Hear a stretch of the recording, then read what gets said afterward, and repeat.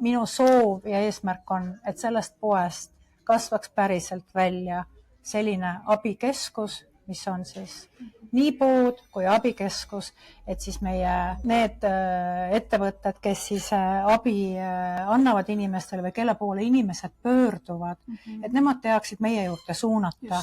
Nii et iga väiksemgi ost, mis siin kaupluses tehakse, teeb kellelegi head ja ma ikka ütlen, et kunagi ei tea, kellele me seda head teeme, me võime ise ühel päeval olla selles olukorras ja kogu see kaupluse müügitulu läheb läbi Eesti Punase Risti heategevusse. Peal Lionsitel on oma heategevustange, et toovad siis oma ägedaid riideid, jalatseid, ma ei tea, voodipesusid, mida iganes siis ise ei vaja, võib ka potte, panne, lusikaid, mida iganes tuua. Et see on nende siis või Lionsi panus heategevusse ja panustavad läbi meie seda siis. Ja mulle meeldib, et see idee meil Lionsitega sündis, et selline stange teha, inspiratsioon tõesti, et Goodway Lionsite puhul ikka mõeldakse, et on ikka ägedad ja ettevõtlikud ja et seal on selliseid pärlikesi, nii et tegelikult on see väga tore ja see hetk, kui ma tulin, ma ei teadnud, mida ma kaupluse juhatajana siis nii väga head saan teha, aga see maailm kuidagi köitis ja võlus ja see oli selline vabastav ja teistsugune. Ja kui kuu aega olin tööd saanud teha, siis algas Ukraina sõda. Meie kauplus oli ka üks kogumispunktidest, nii et sellest päevast alates olen ma siis saanud nii-öelda täie rauaga seda, mille järgi ma Punase Risti tegelikult tulin. Ikka ju tahaks, et inimesed mõtleksid, et need asjad, mida nad poodi toovad, et nad mõtleksid selle peale, et see asi sobiks kellegile veel kanda või kellegile kasutada. Ja suurem osa kodusisustuste nõusid tuleb meil Soomest, Soome Punase Risti kontiketilt. Need on teistsugused, natukene erilisemad, aga ka eestimaalased toovad väga uhkeid ja hinnalisi pärle siia poodi. Et ma olen ikka vahest mõelnud, et kuidas te raatsite ära tuua. Toimetab nii-öelda tekstiilitaksos. See on väga põnev. Et need, mis te leiate, et müüki ei lähe, ei tohi, siis tuleb tekstiilitakso ja... Jah, siis võtame kõne, tema tuleb ja temal on erinevad siis masinad töötlemiseks, kas nad on siis mingite materjalide purustamiseks, ta töötleb ümber, ehk siis ta nagu vanast riideesemest loob ka uue eseme. Et siis täpselt ütleks, et vabatahtlikud on siiski nii Punase Risti kui ka Punase Ristiku selgroog. Ilma nendeta ei toimu midagi. Tere tulemast kuulama ja vaatama Lahkusloeb podcasti. Olen täna külas Eesti Punase Risti heategevuslikus taaskasutuskeskuses. Kohas, kus iga ese saab uue elu ja iga ost aitab päriselt neid, kes seda väga vajavad. Uurime täna poe juhataja käest, Kristi käest, kuidas see süsteem siin töötab ja millised inimlikud lood peituvad nende hinnasiltide ja toodete taga. Tere, Kristi! Tere! Milline on selle poe kontseptsioon? Et kuidas see kõik siin toimib ja töötab? Toimib siis päris algusest ehk siis, et kaup jõuab meieni läbi annetajate, läbi nii eraisikute kui ka ettevõtjate, kes on siis kas kodudes, kellel on jäänud asjad siis kasutamata või on tekkinud neid liiga palju, kas on kaalus juurde võetud või vastupidi alla võetud ja ettevõtted ka, et on palju neid, kes tegevusi oma tegevuse lõpetab või on siis mingid kaubavarud või lõpetatakse mingi kauba siis tootmine või tarnimine, et siis sellised kaubad jõuavad ka meie poodi. Kui nad on siia kohale jõudnud, tuuakse, meil on kaupluses koha peal olemas annetuskast, aga tuuakse ka suuremates kogustes, siis kes juba meist rohkem teavad, nemad leiavad ka siis meie kontakti, võetakse ka telefoni teel või kirja teel ühendust, me lepime siis kokku, nad saavad siis tuua siia meie kauplusesse, võtame kaubad vastu, kaupluses me siis seejärel ise sorteerime need kaubad ära, puhastame vajadusel neid, riiete puhul ka aurutame, ühesõnaga, et kõik see kaup, mis müügisaali jõuab, peab nägema välja siis esinduslik, ilus, nii nagu igas teiseski poes. Teie hinnastate seda? Ja, et ise siis hinnastame ja hinnastamisel loomulikult lähtume eelkõige sellest, et tegemist on taaskasutuskauplusega. Loomulikult tuleb ka meie poodi täiesti uusi asju, hinnasiltid küljes veel, ehk siis kasutame ka sõber Google'i abi, kui ise täpselt ei tea, millise tootega või brändiga on tegemist. Et siis sellest lähtuvalt, aga eelkõige ikkagi sellest, et on taaskasutuspood, et hinnad peavad olema soodsad ja kui ka on täiesti uued asjad, on väga kalleid asju, mida tuuakse, kalleid brände või siis ka tehnika puhul väga kalleid asju või mööblit, mis iganes, siis ikkagi see hind siin poes on kordades soodsam, kui ta siis uuena oleks siis kuskil mujal müügis. Nii et igal juhul on hinnad peavad olema taskukohased ja olenemata ka sellest majanduslikust hinnatõusust, mis püsivalt on kestnud ja veel edasi kestab, et siis meie poes hindasid ei tõsta, ei ole tõstnud, kuigi meie jaoks hinnad tõusevad, aga meie oma kliente tahame hoida ja siis hoiame selle hinna ikkagi võimalikult madala ja samas on ka, kui keegi tunneb, et tema jaoks hind on pisut kallis, siis need, kes soodsamat hinda küsivad kassas, nemad ka selle soodsama hinna saavad. Okay. Ja siis see teekond edasi läheb? Edasi on siis teekond et kui meil on siis nii-öelda ütleme 2 suunda, üks on siis heategevuslik, on kauplus seetõttu, et me anname abi väga paljudele inimestele siit kauplusest tasuta ja väga erinevate asjade näol. On riided, jalanõud, mööbel, mingid toidu valmistamiseks, söögiriistad, mis iganes, kõike, mida meie kaupluses siis saada on ja mida see abivajaja vajab, siis seda me tasuta anname siis oma võimaluste piires, ehk siis nende asjade näol, mis meil siis võimalus anda on, mida meil olemas on. Ehk siis ühe käega anname tasuta ära kaupa. Kes abi väga vajavad. Täpselt, et nendele siis et kes on siis sellised puudust kannatavad pered või toimetuleku raskustes, ja see ei ole päris nii, et inimene tuleb uksest sisse, ütleb, et mul on nüüd abi vaja või on ka selliseid juhuseid olnud. Aga pigem tuleb see siis läbi sotsiaalhoolekande osakondade, teeme väga paljude erinevate organisatsioonidega koostööd, ehk siis tuleb nagu siis nendest kindlatest allikatest tuleb siis sisend, kellel abi on vaja ja mis abi on vaja, need me siis kokku komplekteerime vastavalt suurustele ja vajadustele. Ja teine osa? Ja teine osa on see, et me peame ka kaupluses müüma kaupa, sest see tekitab temaga käivet, sest see aitab meil seda kauplust, mis ütleme tänaseks on tegelikult minu jaoks võtnud juba rohkem sellise ka abikeskuse rolli või võiks sellist nime kanda, et seda kauplust üleval pidada.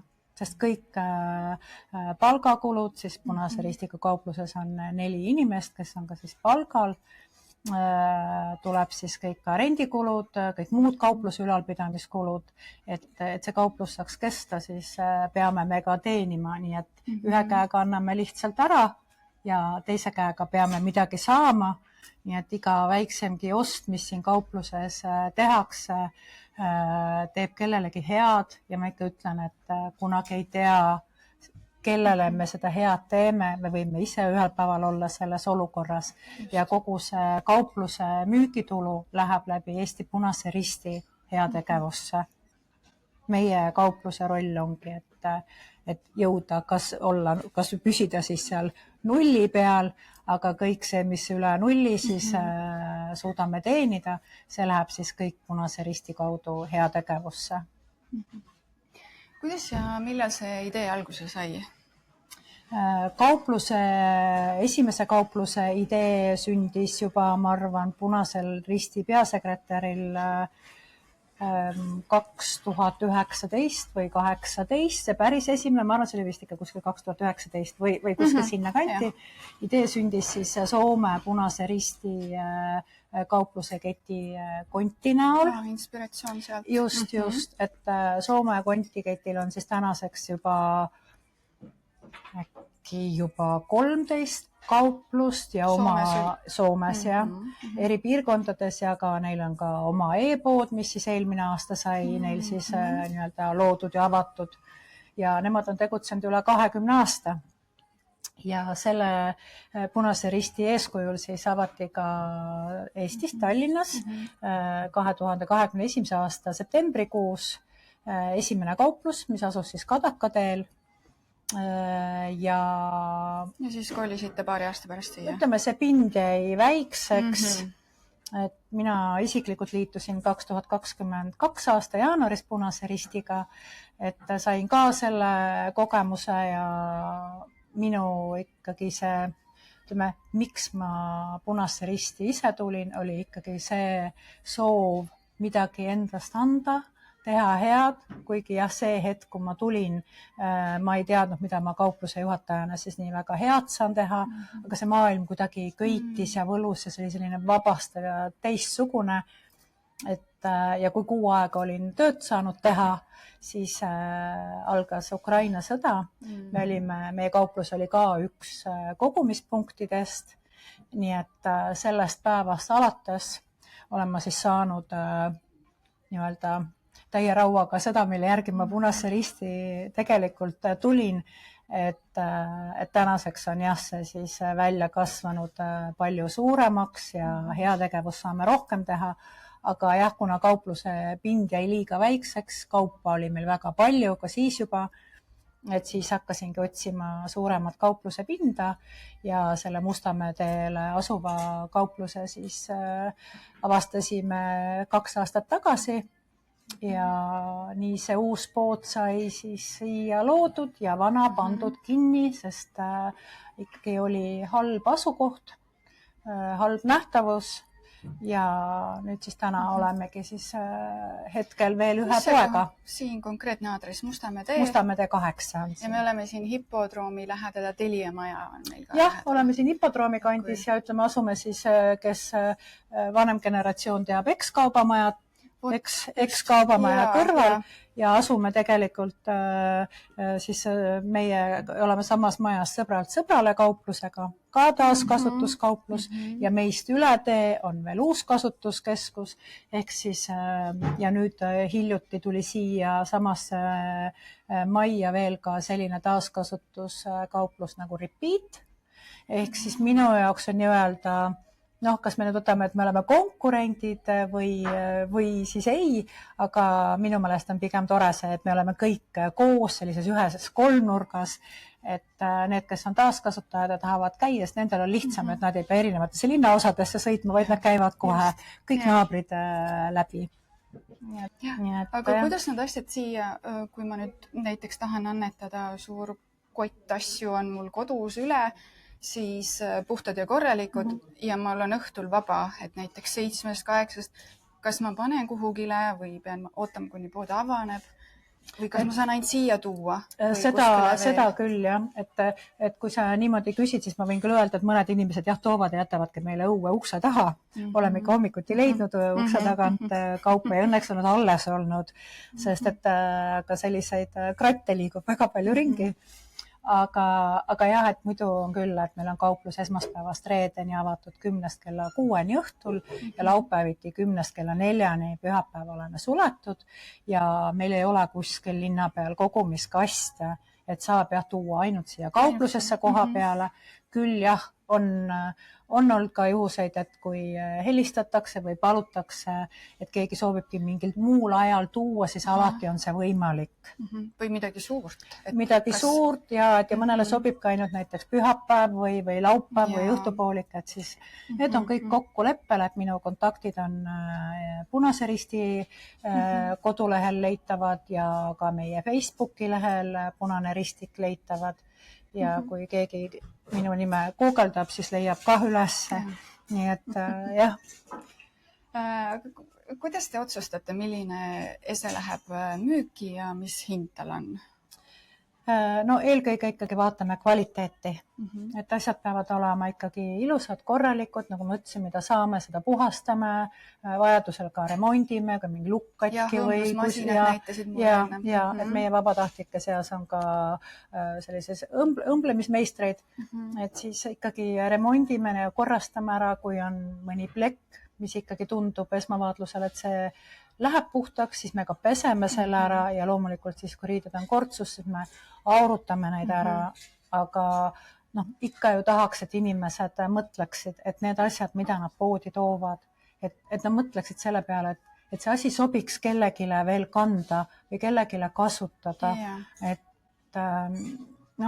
üksikud asjad on need, mida me tõepoolest ei saa nagu kellegile ei ole ka nagu anda ja ammugi ei pane neid ka müügisaali, kui tõesti väga ära kantud tupsulised või katkised sokid või suppüksid või jalanõud näiteks või käekotid või ükskõik mis kotid, siis kui nahk väga mureneb, siis on selge, et neid lihtsalt mitte keegi ei vaja. Et on asju, mida me peame ära viskama, aga riiete puhul ja materjalide puhul on küll nii, et nendele on siis edasine elu olemas, et alustasime eelmisel kuul siis aprillis ka koostööd ühe armsa ettevõtliku Eesti naise Auliga, kes siis toimetab nii-öelda tekstiilitaksos. See on väga põnev. Et need, mis te leiate, et müüki ei lähe, ei tohi, siis tuleb tekstiilitakso ja... Jah, siis võtame kõne, tema tuleb ja temal on erinevad siis masinad töötlemiseks, kas nad on siis mingite materjalide purustamiseks, tal on omal kangasteljed, vaipade, kottide, mis iganes uute asjade valmistamiseks. Nii et tema ja ise ta töötleb ümber, ehk siis ta nagu vanast riideesemest loob ka uue eseme. Et siis täpselt. Ehk siis, et ei läheks kangad kuskile põletamisele, oli ka tema eesmärk, kui tema siis selle nii-öelda, tema selle loos algus või selline story oli, et neid ei põletataks, et me hoiaksime ikkagi loodust ja keskkonda ja et see taaskasutus tegelikult on ju väga äge maailm, sest et sa saad täiesti omanäolise, täiesti erilise, väga unikaalse ja väga kvaliteetse riideeseme võid omale saada, sest varem ikkagi, ma ei ütle, tänapäeval on ka väga kvaliteetseid kangaid, aga selline nagu kiirmoeketid ikkagi, sa võid osta väga ilusa asja, aga sa ei saa seda asja kanda nii-öelda eluaeg. On selliseid kangaid, mis kunagi ja on selliseid, mis on tõesti aegu tagasi, aastakümneid tagasi valmistatud, võib-olla tal on plekk või tal on kuskil mingi auk, aga see kangas ja materjal on niivõrd kvaliteetne ja sa saad tal anda selle uue elu ja need riided ja need ükskõik mis asjad, kas need on kotid või ma ei tea, et jalanõusid võib-olla keegi teeb, aga seda ma pole väga kuulnud, aga just nende riiete poolt, et need on väga ainulaadsed ja erilised asjad. Ja, eriti kui nad kestavad või kvaliteetsest materjalist. Mõni jalanõu on selline, kui siit osta, siis ta nagu sulandub su jalaga, see on nagu ära käidud sinu eest juba, ta ei tee ville. Täpselt nii on ja jalanõude puhul ka on ka see, et kui sa nagu, või ütleme mingi riideseme peale, et sa vaatad võib-olla, et sulle ei meeldi see asi või see riietus või see, et sa pead ikkagi proovima teda oma selga ja just nagu sa ütlesid, ta lihtsalt sulandub sulle või need jalanõuded, mis on sisse kantud, ongi väga mõnusad, et sa ei pea ise plaastreid enam kasutama, nad ei hõõru sulle, et nad on ka sinu jalale sobivad. Aga jah, et inimesed on väga, väga erinevad. Ja. Sa mainisid veel, et seal on 4 töötajat ja vabatahtlikud, et kes need vabatahtlikud ja kus nad tulevad, kui sa nendest saad rääkida? Vabatahtlikud hakkasid...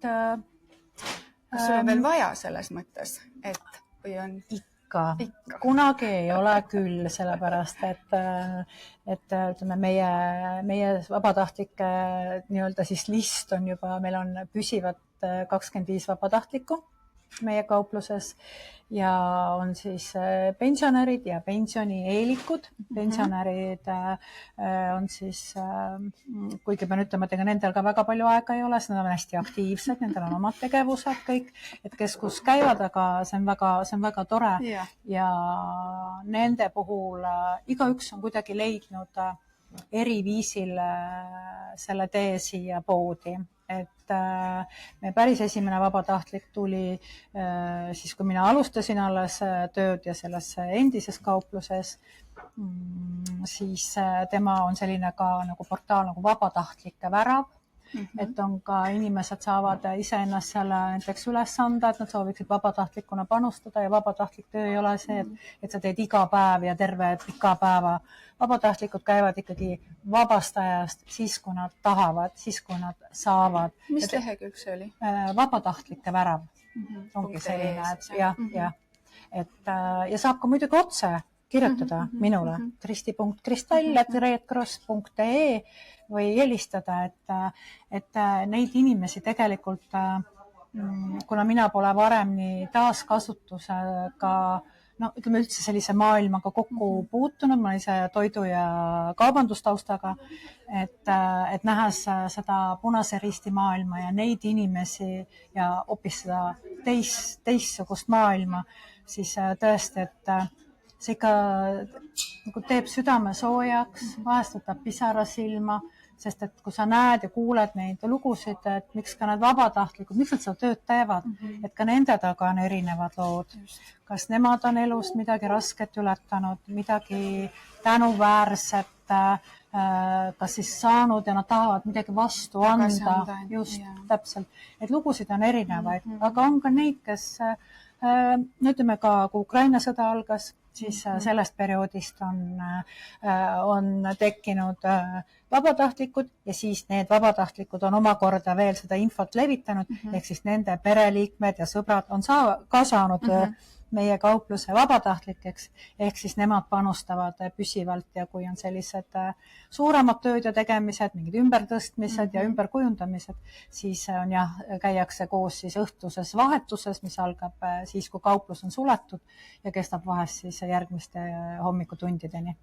Et oleneb, mis vaja teha on, nii et igal juhul väga suure panuse annavad, aga pensionärid, nemad käivad siis kord-paar nädalas ja nemad saavad käia siis nagu päeva ajal, kui kauplus on avatud. Nii et ütleks, et vabatahtlikud on siiski nii Punase Risti kui ka Punase Ristiku selgroog. Ilma nendeta ei toimu midagi. Ka selle kaupluse avamise juures oli palju vabatahtlikke, oli ka ettevõtteid, kes toetasid, nii et ilma nendeta seda poodi me ilmselgelt ei oleks, sest selle poe ettevalmistuseks meil oli 1 kuu. Ja mitu ruutu sul on? 800 ruutu. Ja see pood oli täiesti tühi, siin ei olnud mitte ühtegi asja, ei riiulit, ei lauda, ei mitte midagi. Nii et ka siis mööbel ja kaupluse sisustus on meil saadud Järve Selverilt poolt siis annetatud meile. Ja ka Lionsitega tutvusin ju samamoodi. Nemad tulid ka korraks 1 päevaks siia appi, kui kauplus polnud veel avatud, et mis tegevusi vaja teha on. Ja siis sellest tekkis selline sõprus ja side ja sellest hetkest alates on nüüd juba 2 aastat. Nad käivad siis võimalusel iga kuu siin koha peal. Lionsitel on oma heategevustange, et toovad siis oma ägedaid riideid, jalatseid, ma ei tea, voodipesusid, mida iganes siis ise ei vaja, võib ka potte, panne, lusikaid, mida iganes tuua. Et see on nende siis või Lionsi panus heategevusse ja panustavad läbi meie seda siis. Kas sul meenub mõni selline liigutav südamlik lugu seoses siis mõne annetusega või kliendiga? Ma arvan, et lugusid on palju ja erinevaid. Klientidega võib-olla, et see ei ole selline 1 lugu, et neid on rohkem, aga mulle väga meeldib, kui kliendid, kes on meie poodi tulnud ja nad ei tea tegelikult, nad satuvad see esimest korda, et kui on võimalus nendega siis suhelda ja rääkida, et kas nad teavad, millisesse poodi nad sattusid ja mida me teeme, et kui nad kuulevad ka, et me teeme heategevust, abistame inimesi, et oleme nende jaoks olemas, siis mõniga ütleb, et tal ei olnud mingit plaani ühtegi ostu teha, aga ta on ka öeldud, et ta ikkagi ostab selle asja ära, et see on tema panus ka meie poele. Samuti on ka annetajad, kes asju toovad, et on neid väga palju, kes ütleb, et ta tahabki tuua need asjad meie poodi, kuna meie siis lisaks sellele poepidamisele ka teeme siis ikkagi ka, ütleme nii, no ma võiks öelda, ka 100% heategevust. Et see on iseenesest tore ja mulle endale teeb sellise südame soojaks ja et väga armas, et inimesed niimoodi mõtlevad. Muidugi on toredaid klientide lugusid olnud, kui kliendid näiteks tahavad osta mingit, kas on see riidese või mingi nipsasjakene ja kui ma ise tean, kes selle on toonud, siis ma tean ja võimalusel räägin seda lugu sinna juurde, et see teeb kuidagi sellele, on see näiteks, oli siin üks kleit, millega meie modellid käisid Valga muuseumi moelaval, et me ka korraldame selliseid moeetendusi ja esimest etendust tegime 2022, kui ma ei eksi, ma olen nii palju aega tagasi, Haabersti päevakeskusega koos. Meil oli tookord 47 modelli, kõige vanem oli 88 ja kõige noorem oli 2-aastane ja meil olid siis minu vabatahtlike seas on ka stilistid, ettevõtjad, väga ägedad naised ja mehed, et väga, väga ägedad inimesed. Ja ma olen väga õnnelik, et nad ütleme, minu või meie uksest sisse astusid ja minu ellu tulid. Et korraldasime selle esimese moeetenduse, mis oli üli edukas, läks väga hästi, väga hea vaibiga üritus oli see. Reet Linna kajastas seda prillidoosis. Siis ma mäletan küll, et üks naisterahvas tuli sealt, võttis sealt selle kleidikese käevangus ja siis me vestlesime ja ma rääkisin talle loo, kus see kleit on käinud, kelle kleit see on. Ja siis ma mäletan, et ta oli kuidagi nii nagu silm säras ja ütles, et vau, et no see on nüüd küll, et ta teab seda story't, et seal on ilus lugu taga. Või siis ka see, et Ženja Fokini riietest hange oli meie poes, mis sai üsna kiiresti tühjaks. Et inimesed lihtsalt on, et kui sul on tuntud inimene, et kas on siis temas kui kandja või tema on seda asja omanud, et tekib mingi side või mingi connection või just, et selline lugu inimestele meeldivad lood. Jah, aga nagu ma ütlesin ka, et on erinevad, et mõni ei taha ja mõnda just kõnetab see, et see mõne väga ägeda inimese oma olnud või tema on kandnud, et neid lugusid on, aga kui me ise teame, kust need kaubad on tulnud, et siis võimalusel ikka anname selle loo kaasa kliendile. Milliseid koostööpartneritega te koos töötate ja... No kõigepealt siis meie heategevuslikud koostööpartnerid Lions klubi, on ka naiste ajakiri Naisteleht, FCI Levadia jalgpallikoondis, nende kogukond, nende mängijad ja ka siis Kossi butiik, ehk siis nende 4 heategija stanged on meil kaupluses eraldi. See tähendab, et kui nüüd mõni Lion tahab tuua oma asju, kas või teisest klubist, meil on oma stange siin. Jaa, just. Oma silt. Oma hinnasildid on, et siis on muidu Lionsi Reval-naiste klubi käib kord kuus siin, et nad siis ise hinnastavad need, ise otsustavad hinnad. Ja nendel on siis oma hinnasildid. Et siis need sinna juurde panna, aga kui keegi teine soovib tuua, siis pigem kui tuua, siis oleks hea, et see märksõna öelda, et need on Lionite omad, et siis me teame ise, me paneme laos eraldi ja siis hinnastame ise ja viime nad siis Lionsite stangele, et kui see stange alguse sai alles ja ta avati, siis ja siiamaani tegelikult on ta väga populaarne.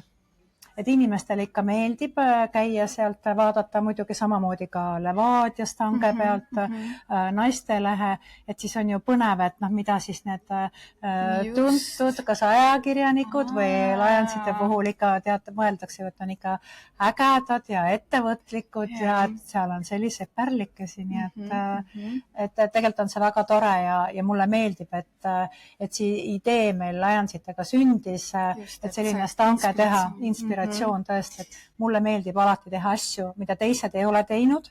Mulle ei meeldi kedagi kopeerida, mitte kunagi, kuigi jah, õpime ikka parimatelt ja õpime ka oma konkurentidelt. Et jah, konkurentidel on ju eeliseid rohkem, sest nad on turul olnud 20+ aastat. Meie oleme alles 2-aastased. Aga juba nii suured ja... No tublid oleme, aga püüame, aga jah, et eks tahaks ikka rohkem seda kliendibaasi suurendada ja et tuleks neid toredaid kliente rohkem meie poodi, et see keskus saaks kesta ja et me saaksime neid kas või siis väiksemaid poekesi eri piirkondadesse juurde avada, et olla abivajajatele ja kogukonnale lähemal. Sellise võrgustiku lausa täpselt, jah. Aga mida sa ütleksid inimesele, kes pole kunagi siin käinud või annetanud ei ole? No ma ütleksin, et tasub tulla. Et esiteks kas siis ostlejana, et kaubavalik on meil väga lai, meil on alates kruvidest, naeltest kuni mööblini välja, et kaupa on väga palju, on nii naistele, meestele, lastele, kodusisustusnõud ja suurem osa kodusisustuste nõusid tuleb meil Soomest, Soome Punase Risti kontiketilt.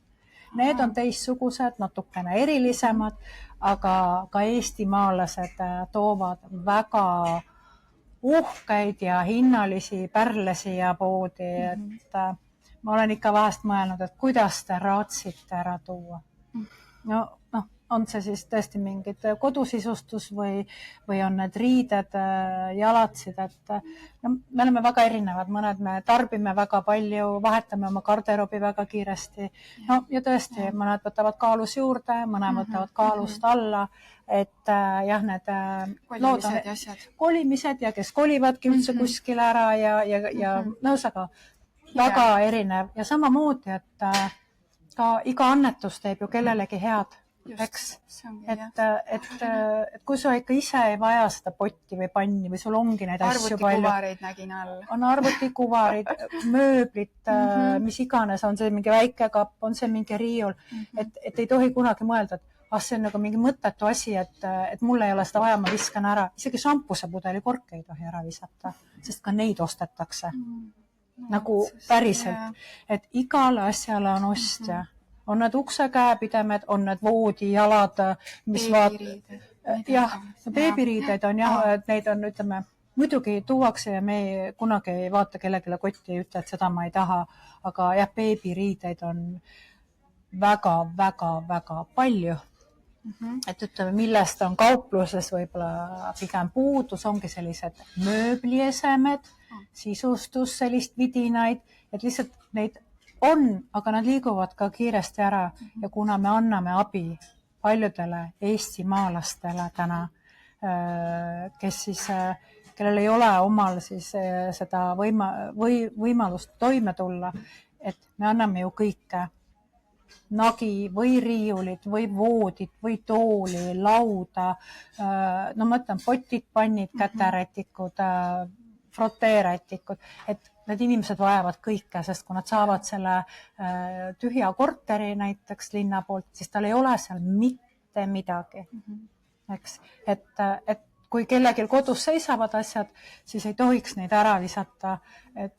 Ja no loomulikult, kes siis meist teavad või kes meist ei tea, eks nad viivad siis meie siis konkurentidele või ka väga palju kahjuks visatakse ära. Ja muidugi on ebamugav ka see, et meil ei ole kogumis kaste linna peal kuskil eraldi, et peabki tooma siia kauplusesse. Aga jah, täna see lihtsalt on nii. Aga nüüd olemegi lõpusirgel, et on sul midagi lisada, mida tahad kokkuvõtlikult öelda? ma arvan, et ma olen kõike öelnud, aga ma lihtsalt kutsuksingi pigem meie poodi. Lihtsalt ikka öeldakse, et mul ei ole mitte midagi vaja, aga ma ütlen alati vastu, sa pead nägema seda asja, millega sul tekib see side või emotsioon või sa tunned, et kas see on nips asjakene, mis sa paned kodus kapi peale, aga sul on sellega mingi emotsioon. Sa pead seda nägema, et lihtsalt tulla külla kas või. Kas tuua, mida endal vaja ei ole, tulla osta midagi, et aidata meil üheskoos teha head.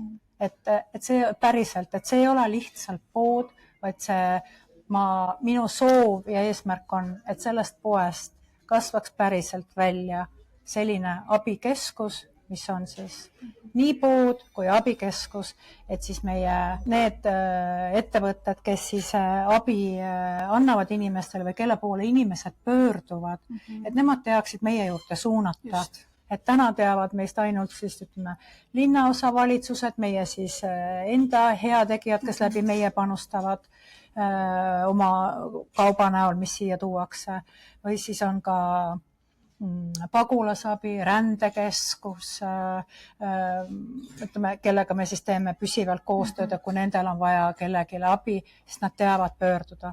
Aga ma tahan, et see sõnum oleks ühel päeval laiemale ringile läheks ja et erinevad organisatsioonid teaksid sellest olemasolust, aga sinna veel tee minna, et siis ka iga jagatud info sellest, et me oleme olemas ja et me teeme head, et sellest olen tänulik ja kui inimesed tulevad ja aitavad meil koos teha head, et see on päris.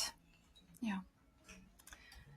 Aitäh, Kristi, et jagasid meiega seda liigutavat ja tähendusrikast lugu. Ja aitäh, et teid see lugu huvitas. Et jah, aitäh. Aitäh kuulamast, vaatamast, järgmise korrani.